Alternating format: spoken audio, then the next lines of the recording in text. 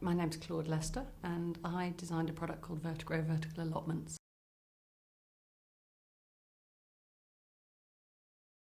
I was recuperating from a long-term illness, ME, and I started looking at my diet and trying to grow organic vegetables, but I only had a small roof terrace. And I bought lots of green plastic things from the garden centre, none of which worked, none of which stood up to the wind and the elements, all of which went into landfill and weren't biodegradable. So I thought, as a designer, I should just design something that was attractive to look at, something that fitted the purpose and was easy to use. The current trend at the moment, a couple of years ago, just starting, was the idea of people wanting to grow their own vegetables. Obviously, most of us in this country don't have the space, and certainly where I am in Brighton, there's a 20-year waiting list for allotments. So basically it was about trying to find a way of growing vegetables at home without actually sacrificing all your social space, because if you've bought a house with a small patio, courtyard garden or a roof terrace, generally that's because you want to spend some time outside in your own space.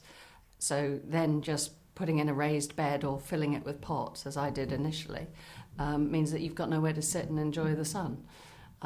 So the idea of going up vertically up the wall seemed the logical approach, and obviously I've been a great fan of living walls and green walls for quite a long time, but they are very expensive to install and maintain, and very much grand projects. This is more conceived as a domestic idea for people who wanted something that would look good, would work, easy to use, and is going to last for many years, and it's also made in the UK.